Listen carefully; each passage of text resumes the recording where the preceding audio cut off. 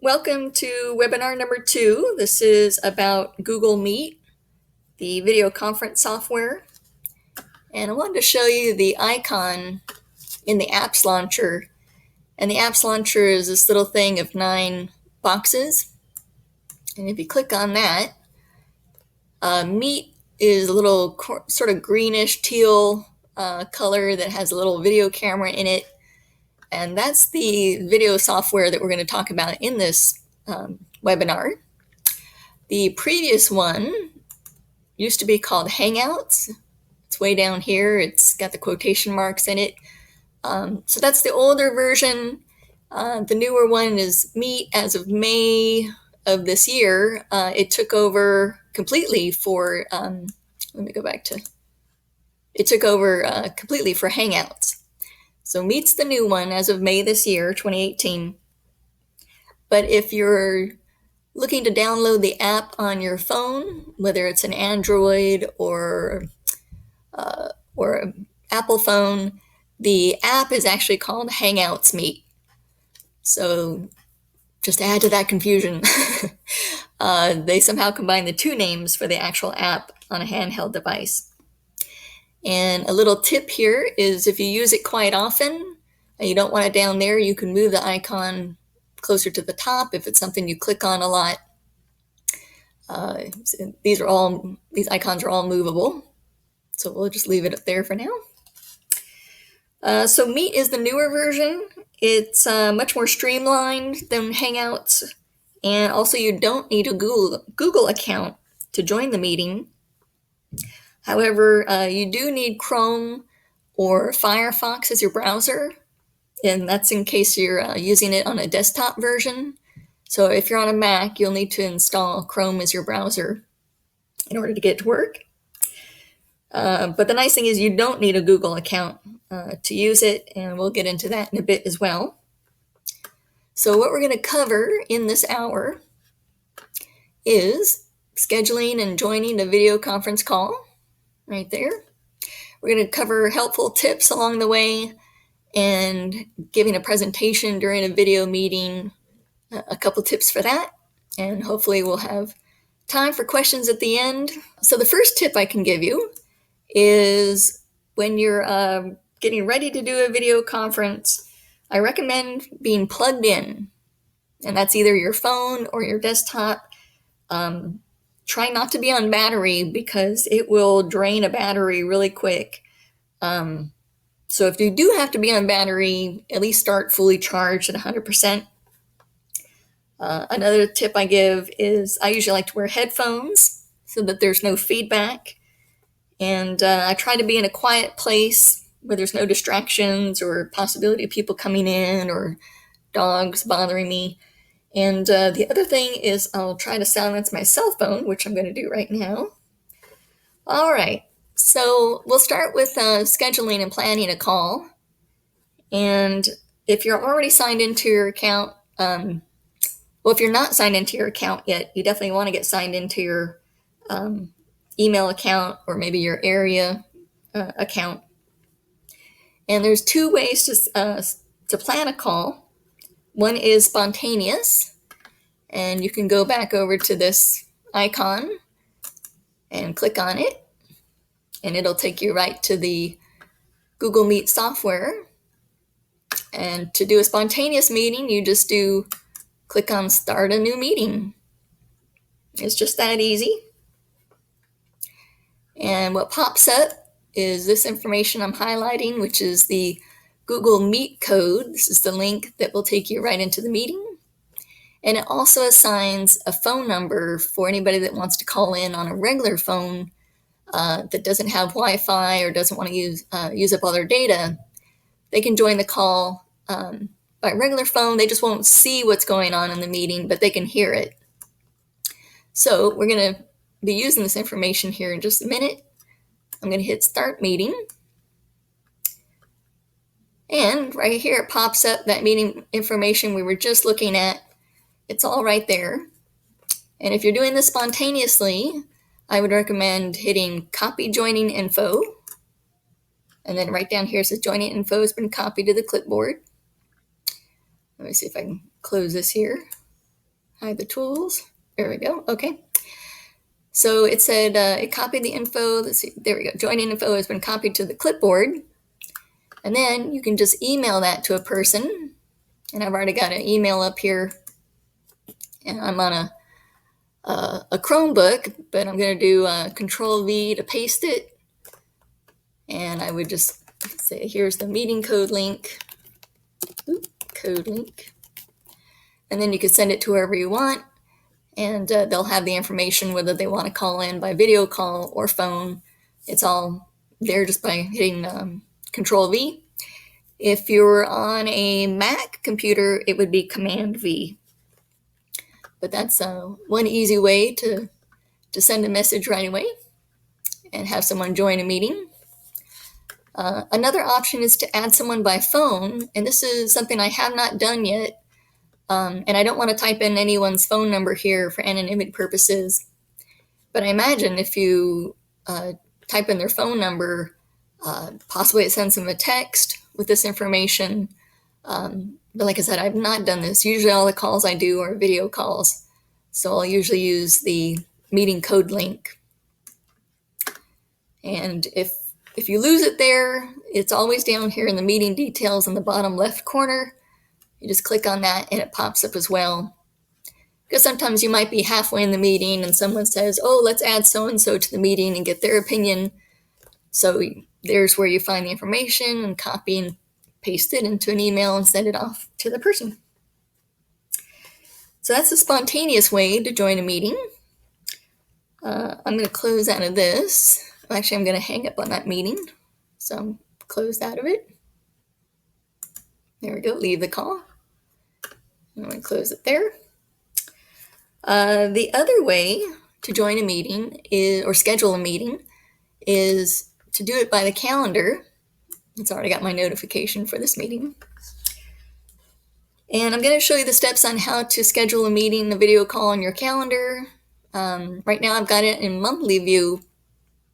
So I usually like to go to day view when I'm scheduling something individually, because then I can choose over here. Let's say we're going to schedule a call for tomorrow, the 29th, and then it switches to the 29th.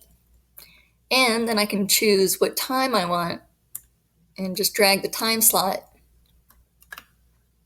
And I can say whatever this is going to be. Let's say it's webinar number 3. I can see the date is correct, the time is correct. And then I click more options. And up here, my little cursor shows up after webinar number 3. My tip for scheduling a meeting is to always put the time zone as well up here. So we'll say at 2 p.m. Eastern, and I'll put it in all caps. And the reason why I do that is because I'm sending this out using Google Calendar. But say if I'm inviting guests that don't have a Google account, maybe they have Outlook or Yahoo or some other kind of calendar, sometimes the subject line that this will be in the email, it will not recognize the time zone that I assign. And I'll show you an example of that. Here's one I did for a test invite, and I put the time for 12:45 Eastern, all in caps. But then way after here, after the date, it also assigned a completely different time, 4:45 to 5:45 UTC. And I called Google Tech Support, asked them what that was about, and they said, oh, it's something with Outlook. It's not with Google, it's your Outlook calendar. And I didn't quite understand that because I already had my Outlook calendar set for Eastern time zone. So they weren't really able to help me solve it. If anybody listening to this webinar knows how to solve that, it'd be great to contact me and let me know. And UTC, by the way, is what used to be Greenwich Mean Time, but I think it stands for Uniform Time Coordinated. So even though I select the time zone Eastern on my calendar booking, it might still come up weird on another calendar booking. So my tip is to always put whatever the subject line or meeting is going to be about, and then right away put the time and the time zone. So we'll go back to the booking. So we've set for 2 p.m. Eastern. Here's where I'll again set my time zone. I want Eastern, and we'll say okay. But even though I'm still doing this, it's still good to have it up here. And I'll show you what it looks like as a notification as well. The other thing is if this is a meeting that's going to be reoccurring, say like for we do an Alateen conference meeting, we did 2 times a week. So you can set up a custom repeating if you want to use the same meeting code information. You can have it repeat so many times a week, which days you want, multiple days, however many days. You can customize anything and have it end on a certain day because you know the conference is going to be over, or just say, okay, end after so many occurrences. But for now, I'm going to say cancel for this one because it's not going to repeat. Location is if it's a physical location, but for video calls, it's, you know, the nice thing about that is you can be wherever you want to be. Nobody has to come to a Starbucks or something like that. We'll hit add conferencing, which is Hangouts Meet. And the notification, I usually like to put as 15 minutes before the meeting. And this will send an alert to my phone, and it also sends an alert on my desktop calendar if I have my calendar open. There's a little downward arrow here. If you click on that, it gives you the option to do an email to the people that you're inviting 15 minutes before. I prefer a notification. You can do both. You can add another one here and say, okay, do both. Maybe an email 1 hour before and do the alert notification 15 minutes before. That might be a little bit of overkill, so I'm going to remove that and just do the notification here. So the notification, I want to show you what that looks like on my phone. Here's again why I like having the time pop up in the Eastern time zone in bold letters, because this comes up at the top, and then the actual time down here is a little bit smaller. So I like the big kind of font up at the top. And that's what the notification looks like on my phone. And that's what that's referring to. Okay, so the other thing is I usually add a description about what the meeting's about. Discuss agenda, whatever it is. And then I'll usually add the meeting code link as well. And I'll show you an invite and show you what it looks like. So where to get the meeting code link is here under Manage Details. And I click on it once, and it pops up with the conference details. You can see it's a link. I hover over it, and the hand little icon pops up. And I'm going to right-click on my computer or my mouse, and I'm going to choose Copy Link Address. That's copied to the clipboard. I'm going to say Done. And I'm going to put it down here, Control V, but Command V if you're on a Mac. And then I'm going to turn that into a link by highlighting it all and then clicking the link button. And so there it gives me it shows me it's going to turn this into this, which is the same exact thing, which is exactly what I want. And I'm going to say OK. So now when I hover over that, it's easy to click on the link. And I'll show you why in just a minute, why it's a good idea to put that there. So I don't want to delete it. I'm going to just click out. You can add as many guests as you want. We'll say it doesn't really help to add yourself. So let me add in an external address, which is an address that is non-Gmail related. And you can add in as many people as you want. However, you can only have 25, well, I'll say people or / devices in your meeting at one time. So by that, I mean you could have 25 people on the video, or you can have 20 people on the video call and 5 people calling into the meeting on a regular phone, because that's still 25 total. So if you want to add guests, like 30 guests, because maybe you think 5 aren't going to show up, you can do that. I would probably be on the safe side and only invite up to 25 at a time. The other thing is, here's a little option of what guests can do. If I want to have them be able to invite other people or see the guest list, then I can leave these checkmarked. Typically, though, I don't want them to modify the event at all. And for anonymity purposes, I don't really like them to see guest lists because they'll be able to see personal email addresses if I'm using personal email addresses for external addresses. So I would unclick see guest list and I unclick invite others. But again, this is something that's up to you depending on what the event is or the video call's about.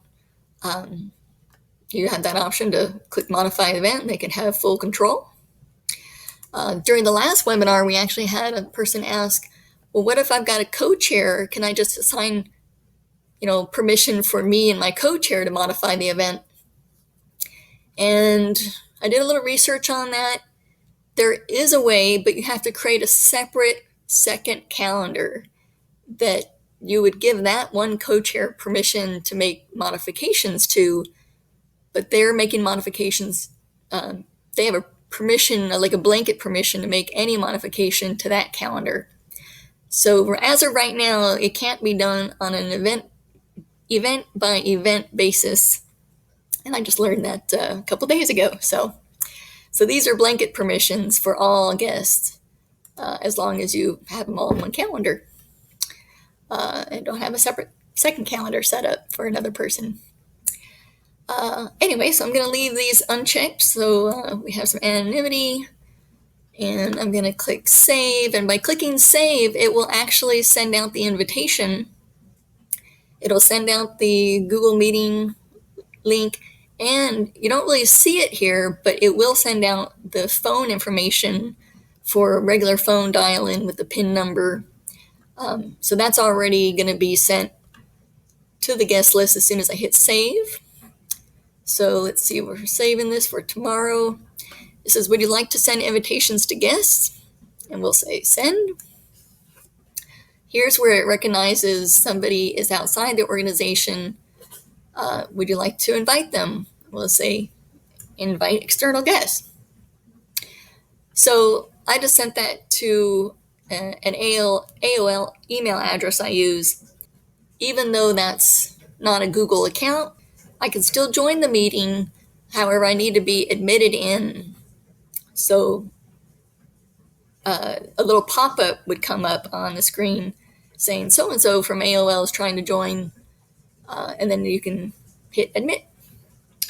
The other thing I want to show you is the invite, how the invite looks. Let me close this. So here's an example of somebody that has accepted a previous webinar that we did. And you can see the Google Meet conference link in my little description is here that I did the second copy of.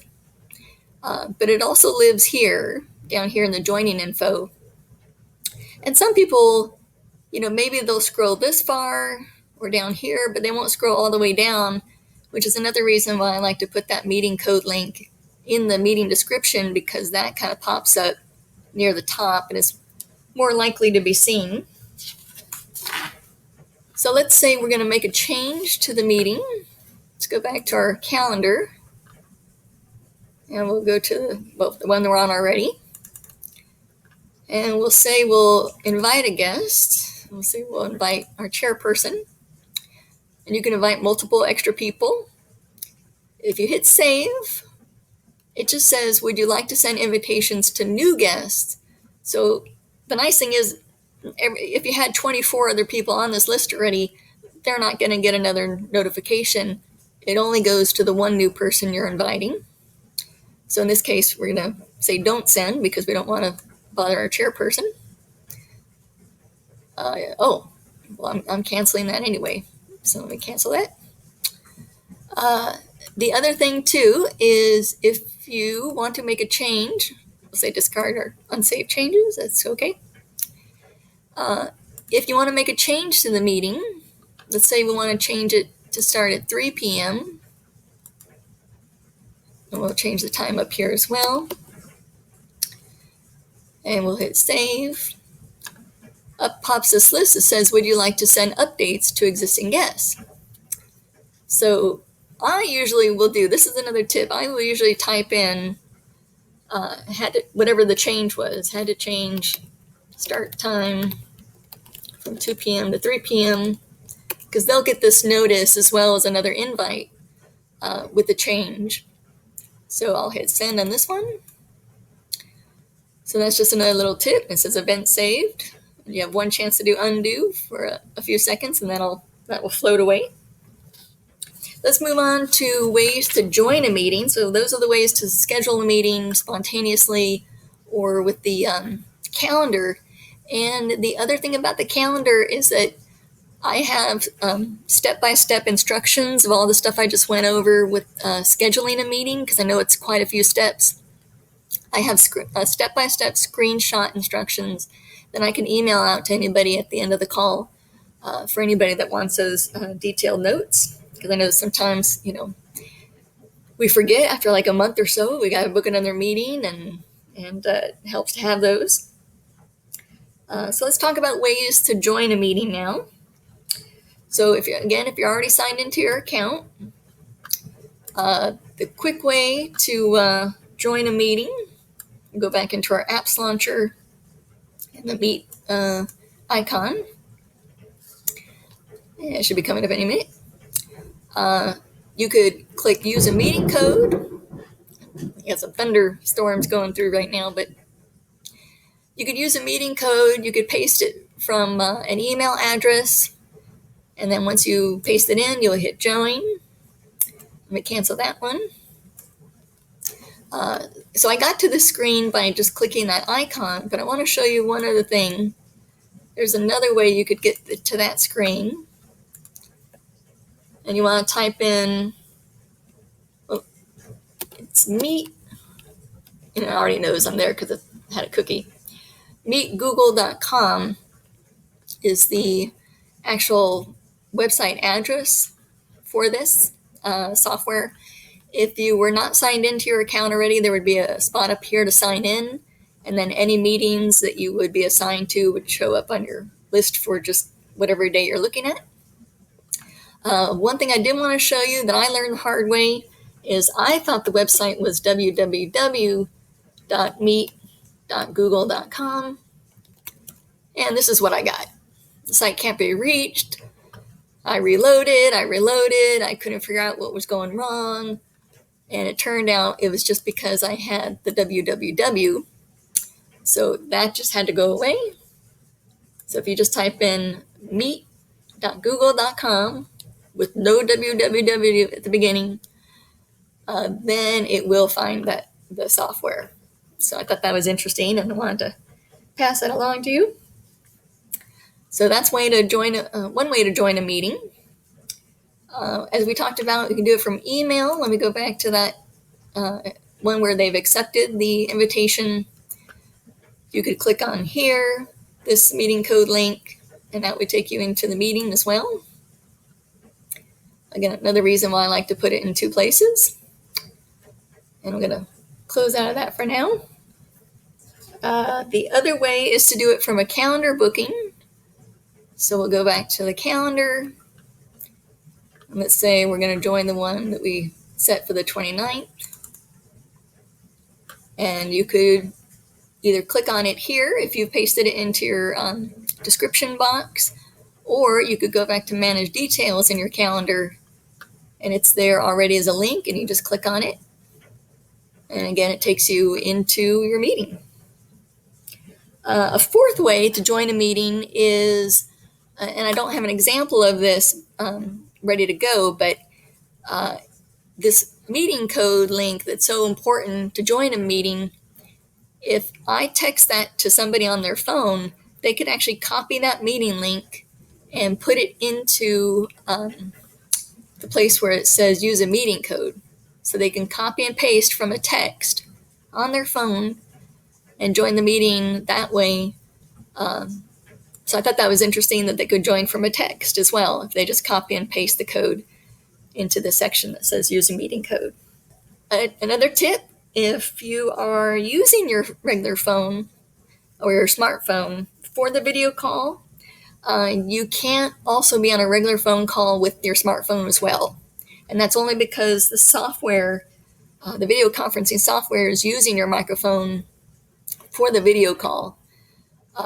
So you won't have the option to do like multitasking because the conference software is kind of taking your phone's mic as a priority for the call.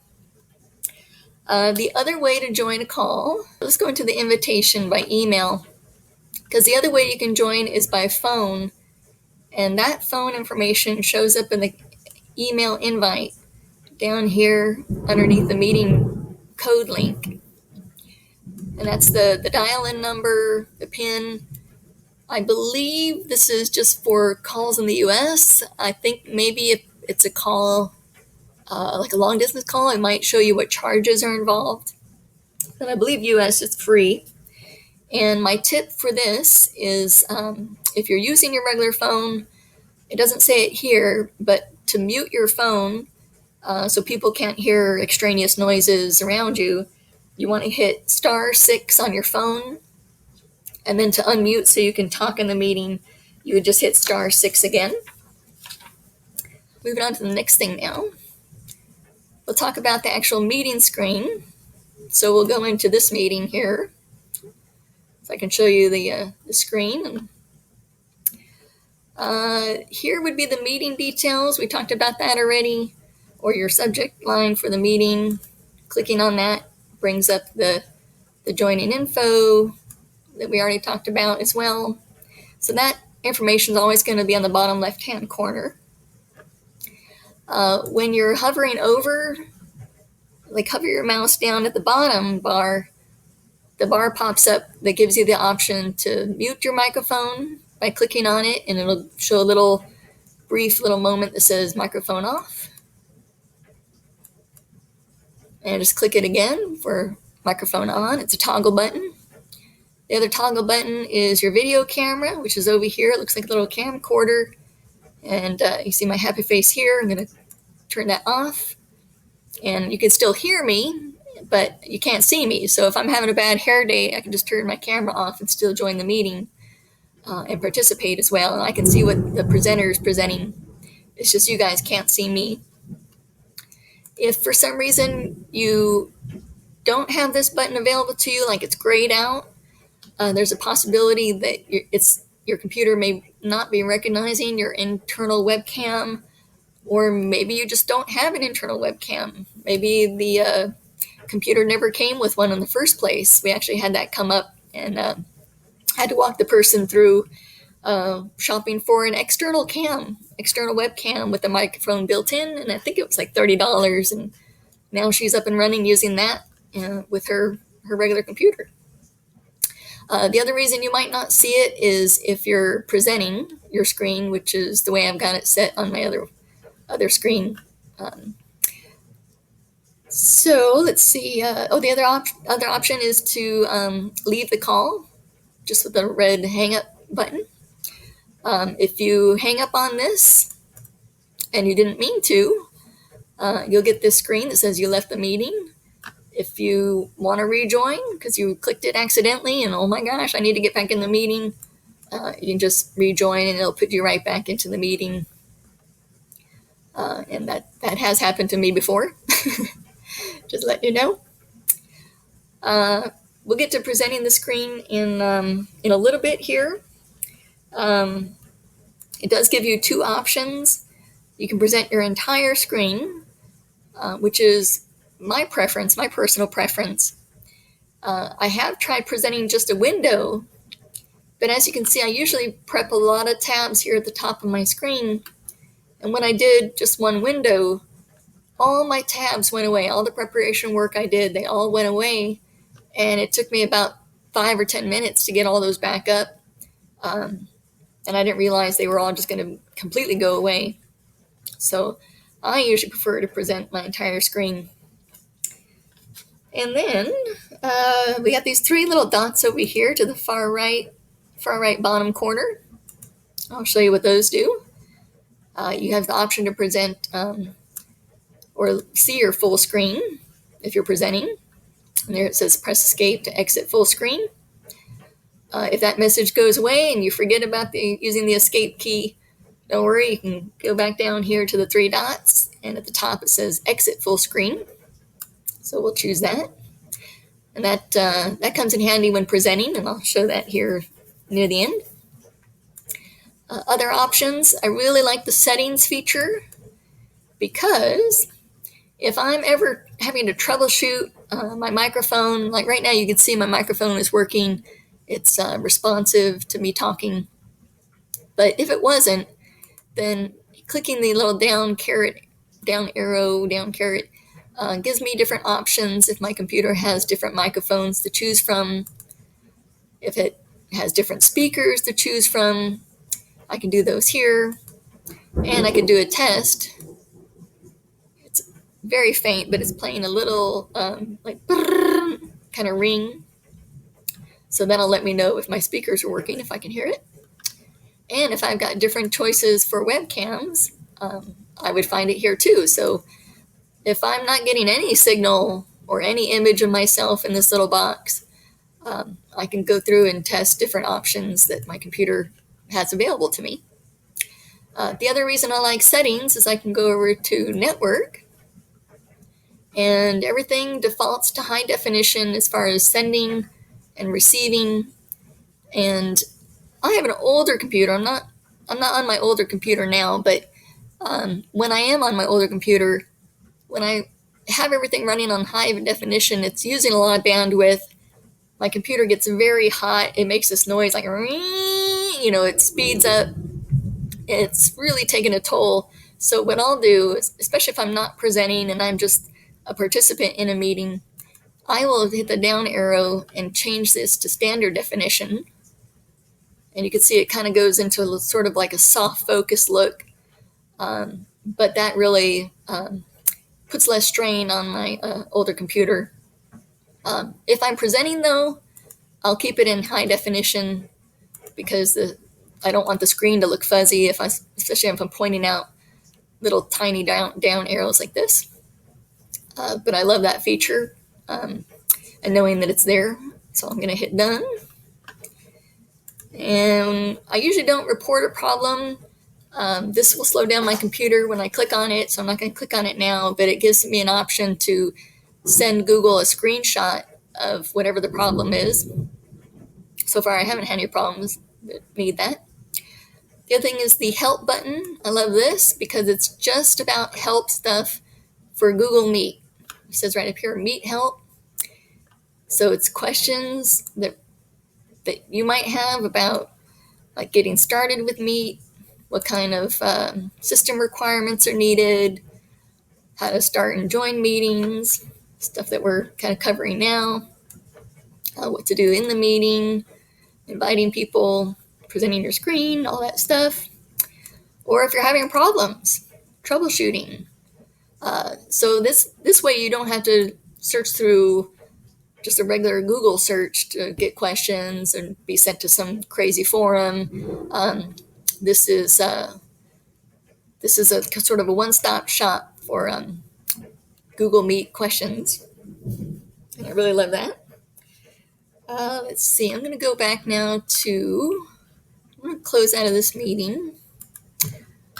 It's always good to end a call by leaving completely. It'll turn off your camera, and it'll turn off your microphone, so those aren't kept on. And I want to go back to this meeting because I want to show you, this is called the film strip.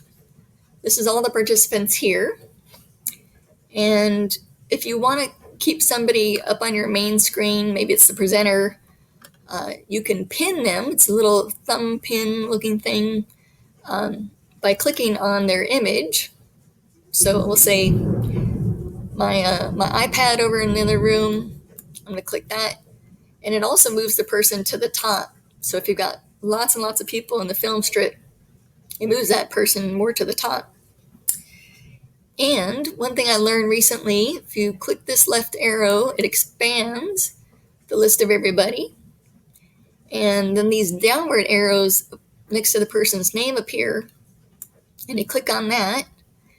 And there's where you can also pin somebody or unpin someone. It's a toggle. But I can also mute somebody. So say if my iPad in the next room was making a lot of noise, and the person wasn't around to mute themselves or whatever, I would mute them right there. And at this point, I'll say, yes, I want to mute that person. So maybe when they come back into the room, you can let them know, hey, I had to mute you, and then they can unmute themselves. But it won't let me unmute the person. So that's what they're talking about in that little alert box. The other thing I just recently learned as well, and this is a question in our last webinar, can I delete somebody from a meeting? And I found out, yes, you can. There's a button right here. You click on it.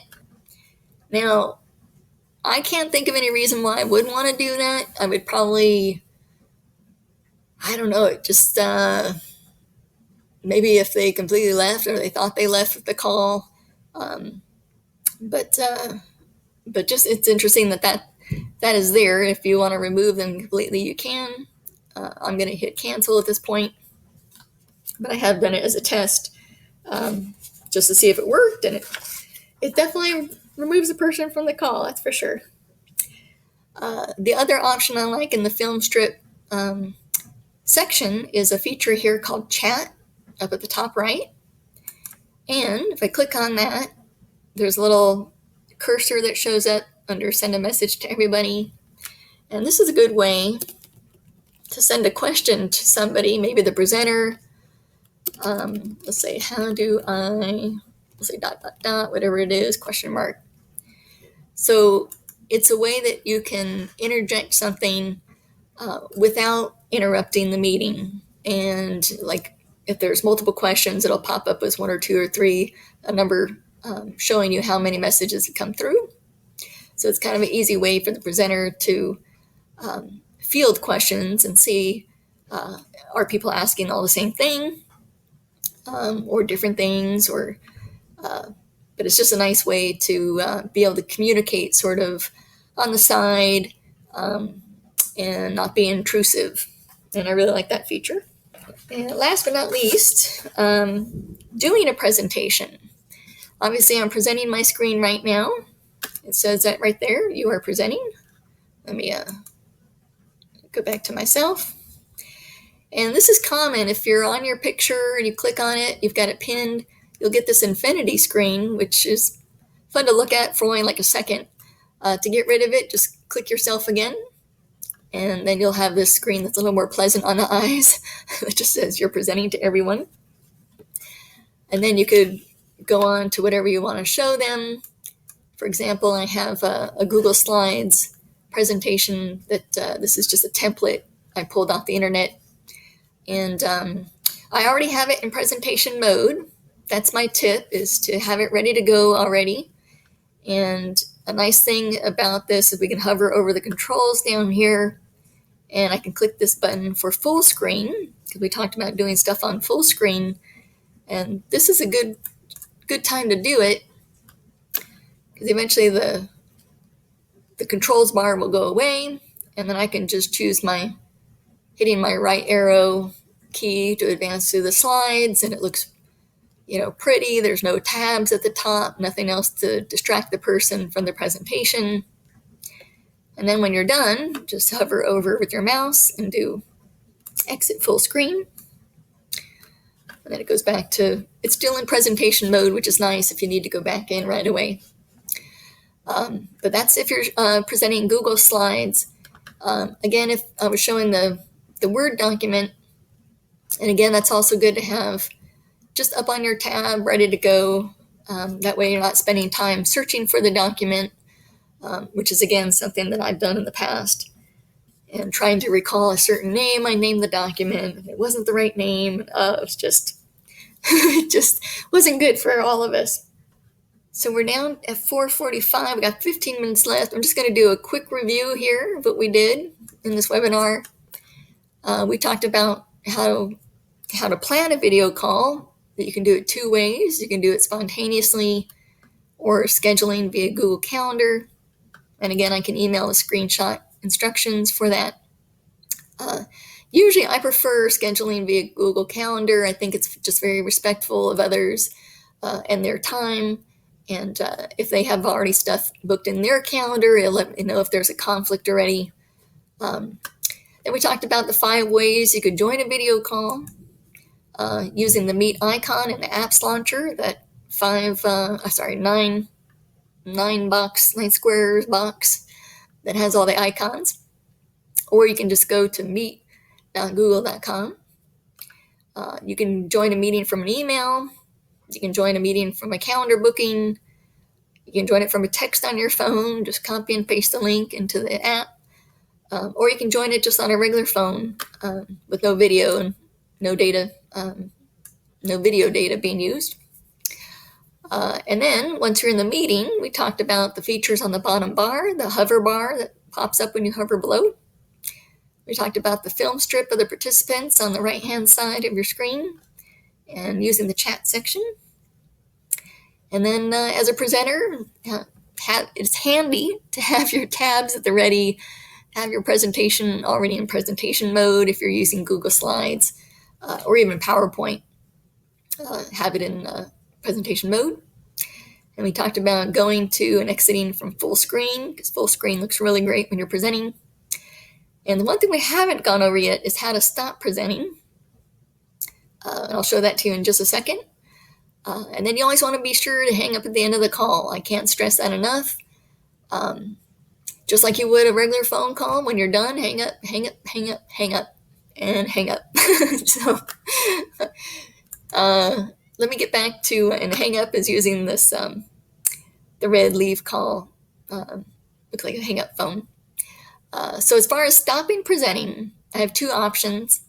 I can either click right here that says stop presenting, or I can go down here that says you are presenting, and I can click once and choose stop presenting. Here's an option as well.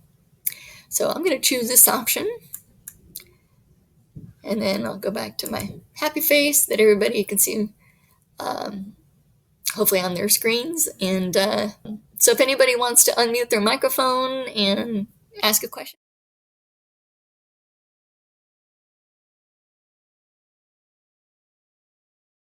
So yeah, this red circle here that follows my cursor, that is only popping up because I'm using a program up here to record the presentation. Right here, that it will automatically, as a presenter, because I'm recording, it adds that red circle for my cursor.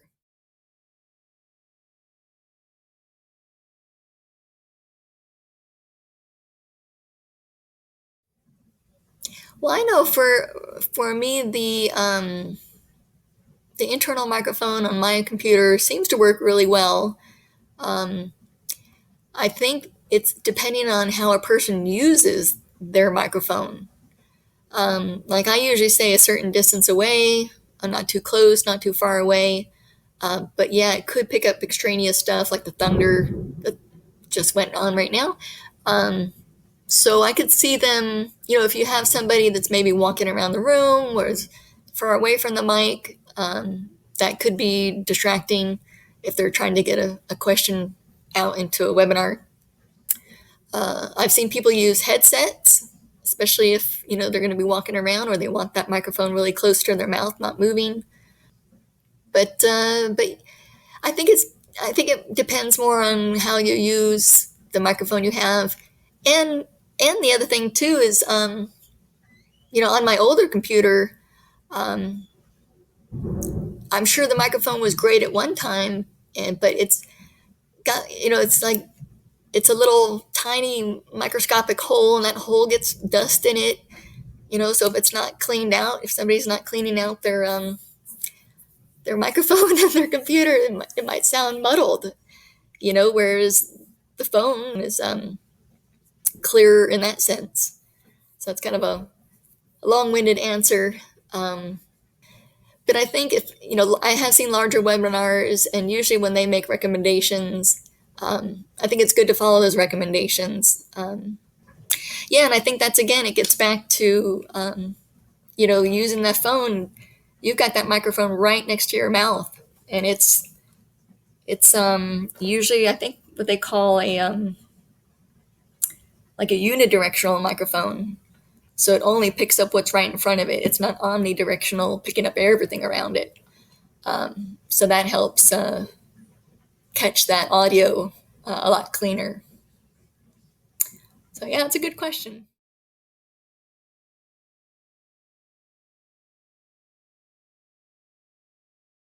Yeah, yeah. If you would like a copy of that, just email me, and I will send them out to you. Most of this presentation was about using the desktop version. Pretty much, I think most of the stuff is similar on a phone application. So I'm hoping most of that translates over. But if you have issues with, well, how do I do this? You did this in the webinar, but how do I do it on the phone? You can always contact me later, and we'll work through it. We'll find a way. All right. Any other questions? Hopefully you learned at least one new thing. Oh, you can't see me waving goodbye because of my thing. I'm waving goodbye.